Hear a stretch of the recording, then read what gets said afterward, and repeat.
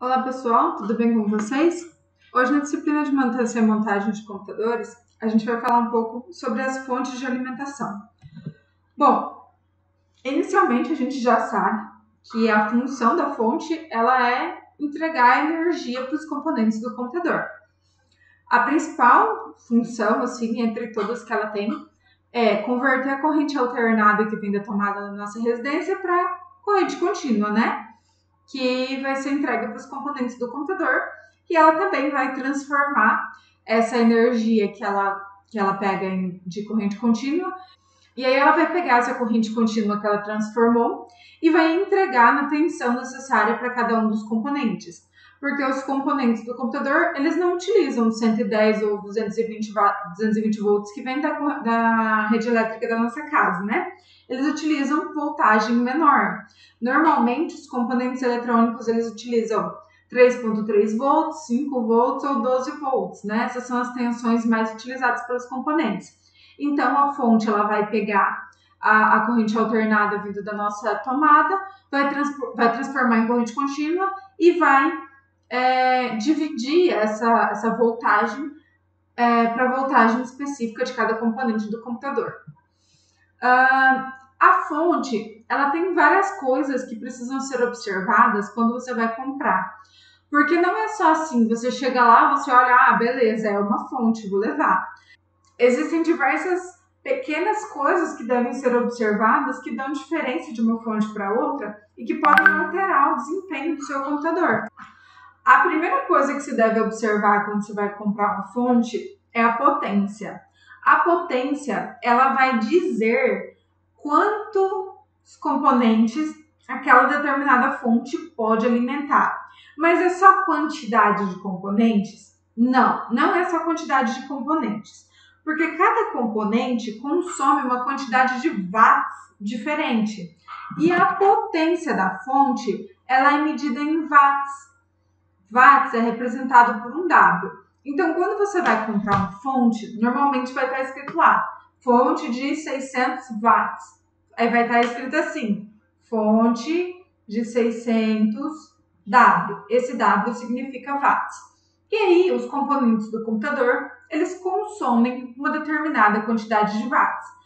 Prof, mas a placa-mãe, por exemplo, qualquer placa-mãe vai consumir 100 watts, por exemplo? Não, não necessariamente. Uma determinada placa-mãe pode consumir 100, a outra pode consumir 80, a outra pode consumir 120, a outra pode consumir 75. Cada componente vai consumir uma quantidade de watts X. E aí, quando você pegar e montar um computador, a fonte é o último componente que você vai comprar. Porque você vai escolher todas as peças, vai fazer a soma da quantidade de watts que essas peças consomem, e aí você vai saber quantos watts você vai precisar na sua fonte, tá? Para você fazer isso, você não precisa fazer à mão. Existem algumas calculadoras de consumo na internet que você vai lá, você coloca uma lista dos componentes que você vai ter no seu computador e essa calculadora vai te dizer quantos watts você vai necessitar na sua fonte.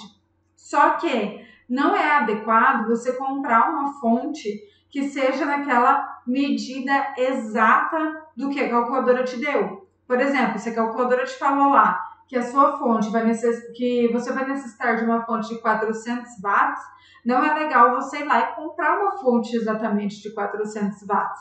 É legal você comprar uma fonte de no mínimo 100 watts acima do que a potência determinada. Por quê? Por exemplo, se você quiser trocar algum componente do seu computador, a fonte vai te permitir isso. Você não estava naquele espaço apertado. Se você quiser trocar um componente ou adicionar uma memória RAM, por exemplo, adicionar um outro componente no seu computador, você ainda vai conseguir sem ter que trocar a fonte. Se você comprar uma fonte naquele espaço apertado, provavelmente se você quiser trocar um componente do seu computador, você vai ter que também trocar a fonte, tá? Isso não é legal. E outra coisa, com o passar do tempo, a fonte também ela vai perdendo um pouco de potência, ela vai entregando um pouco menos de potência do que ela entregava inicialmente. Isso é normal por desgaste dos componentes, tá? Outra coisa que você tem que observar quando você vai comprar uma fonte é o PFC. Existem fontes de PFC ativo e de PFC passivo. PFC significa fator de correção de energia. E o que vai mudar de uma fonte para outra em relação ao PFC é algumas pecinhas que ela tem lá dentro, vai aproveitar um pouco mais a energia que a fonte extrai da rede elétrica. Como a gente já sabe, a função da fonte é transformar corrente alternada em corrente contínua. E cada vez que um ciclo de corrente alternada ele chega até a fonte, origina-se um negócio chamado energia reativa. E quando a fonte tem que trabalhar com esse negócio chamado energia reativa, ela acaba gastando mais energia. Quando ela gasta mais energia, ela é uma fonte menos eficiente. As fontes de PFC passivo, elas usam cerca de 80% da energia que vem da tomada. Então, elas jogam fora cerca de 20 a 30% da energia que elas absorvem. Já as fontes de PFC ativo, elas utilizam cerca de 99% da energia que elas pegam da tomada. Então, perde cerca de 1 até 5% da energia. Então, elas são muito mais eficientes que as fontes de PFC passivo. O que muda dentro delas é que as fontes de PFC passivo, elas normalmente trabalham com indutores e capacitores. Já as fontes de PFC ativo, elas trabalham com circuitos integrados, diodos e algumas outras peças para fazer essa junção funcionar, tá? Outra coisa que você tem que observar na fonte é justamente isso, é a eficiência dela, é a porcentagem de energia que ela utiliza daquela energia que ela pegou da tomada. Então, ela pega, por exemplo, 100 da tomada. Se a eficiência dela é de 80%, ela vai utilizar somente 80% daquilo que ela pegou da tomada. Normalmente, quando a gente vai comprar a fonte, ela vem lá escrito assim, fonte de 600 watts, né? Isso aqui é o que ela entrega já. Se a eficiência da fonte é de 80%, então ela vai precisar muito mais do que 600 watts para entregar normalmente 600 watts, porque ela vai utilizar somente 80% daquela energia que a gente pega. Então a gente pode até fazer uma continha simples aqui. Por exemplo, vamos utilizar uma fonte de 600 watts a 86%. Então a potência dela é 600 watts, é isso aqui que ela entrega, e a eficiência dela é 86%. A gente sabe que 86% corresponde a 0,86, então com eficiência de 0,86. A energia que a fonte realmente vai consumir vai ser aqui, 600 dividido por 0,86, que vai dar 697 watts, um pouquinho mais, vai dar 697,68 watts, quase 700 watts de energia que ela vai consumir para ela entregar 600 watts.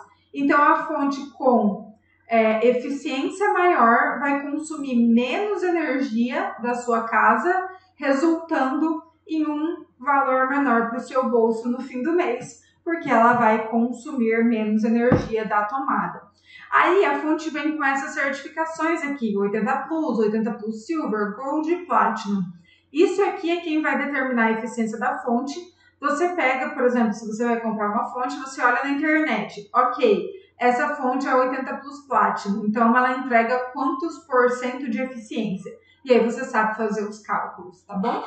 A fonte também, ela vem com algumas proteções, que são para garantir que os componentes eles não estraguem no computador, ou para tentar evitar da melhor forma possível que esses componentes estraguem. Uma dessas proteções é a OCP, que é a contra sobrecarga de corrente. Então, se a fonte vê que uma das pontinhas, um dos conectores da fonte está tentando entregar mais corrente do que ele deveria, a fonte desliga para que o componente não seja queimado. Outra proteção é a OPP, é a proteção contra sobrecarga de potência. Se a fonte vê que a fonte está puxando mais energia da tomada do que ela pode lidar, ela vai desligar para que a fonte não queime, né? Porque ela não pode puxar mais energia do que ela consegue ela consegue transformar, tá? Outra proteção é a OVP, que é contra sobrecarga de tensão, sobretensão. Se a fonte vê que ela está mandando mais tensão do que a voltagem, do que o regulamento de voltagem especifica, a fonte vai desligar para ela não queimar nenhum componente. A OTP, que é a proteção contra o superaquecimento. Cada componente ele tem, digamos assim, um termômetro, né, que vai saber a temperatura daquele componente e a fonte vai ver. Se a temperatura daquele componente está acima do que ela deveria, a fonte vai desligar para que aquele componente não estrague. Tem a proteção UVP, que ela é ao contrário da OVP, que ela é contra subtensão, que ela vai desligar a fonte caso a fonte esteja mandando menos tensão do que é necessário para o componente funcionar. Por quê? Porque se ela estiver mandando menos, o componente vai trabalhar sob estresse, porque ele não está recebendo a energia necessária que ele precisa para trabalhar, e ainda assim ele precisa trabalhar. Então ele vai trabalhar meio forçado. Sendo assim, a fonte desliga para que aquele componente não se esforce muito e acabe estragando. Só que essa proteção ela não é obrigatória nas fontes, ela vem se o fabricante quiser, tá? Existe também a SCP, que é a proteção contra curto-circuito, ela desliga a fonte caso qualquer uma dos conectores esteja entrando em curto-circuito. E tem a NLO, que ela é uma proteção que ela vai impedir que a fonte ligue, a não ser que esteja algum componente conectado a ela demandando energia. Então, se você tentar ligar a fonte sem nenhum componente conectado a ela, a fonte não vai ligar. Falando em conectores, existem diversos conectores que vêm na fonte, tá? Vou mostrar para vocês os conectores mais básicos que vêm em todas as fontes. O primeiro deles é o conector TX 12V. Ele é o conector que você liga na placa-mãe e atualmente ele vem com 24 pinos. Você vai ligar ele para energizar a placa-mãe. E as placas que vão ligadas à placa-mãe que não necessitam de energia sobressalente. Então você liga o conector ATX 12V de 24 pinos na placa. Só que antigamente as placas-mãe elas necessitavam apenas de 20 pinos. Então as fontes elas vêm com o conector ATX 12V com 24 pinos e só que esses últimos 4 pinos eles são destacáveis. Então se a sua placa-mãe for mais antiga, você simplesmente destaca esses últimos 4 pinos e desliga os 20 pinos que a placa-mãe precisa nela e pronto, sem problema nenhum. Outro conector importantíssimo é o conector 12V de 4 pinos. É ele quem vai energizar o processador. Você vai ligar ele na placa-mãe, porém ele vai dar energia ao processador. Normalmente você liga ele do lado do processador. Existem processadores que necessitam de 8 pinos. Então, nas fontes mais modernas, vem o conector 12V com 8 pinos. E aí, se você não precisar de 8, você destaca os outros 4 e faz uso dos 4 normalmente, tá? Existe também o conector SATA, que a gente já viu lá em cabos de conexões SATA. Ele serve para alimentar os HDs e tudo que seja ligado através da conexão SATA. Existe o conector Molex ou Molex. Ele era utilizado antigamente para ligar HD, drivers de CD, DVD e tal, os mais antigos. E ele também era utilizado por coolers, quando você precisa ligar a alimentação de um cooler. Na verdade, ele ainda é utilizado até hoje para ligar a alimentação dos coolers, tá? Esse segundo aqui é o conector Berg. Ele é muito antigo, normalmente ele nem vem mais nas fontes novas. Eles eram utilizados para ligar os drivers de disquete, tá? Existe também o conector PCI Express. Esse conector ele é utilizado para alimentar placas de vídeo e normalmente ele vem com 6 ou também com 8 pinos. Existem placas de vídeo que necessitam de 8 pinos e existem placas de vídeo que necessitam apenas de 6. Então, para aquelas que precisam de 6, você destaca os 2 pinos, né? E utiliza somente os 6 necessários. Falando nos conectores, as fontes, existem duas categorias, fontes modulares e fontes não modulares.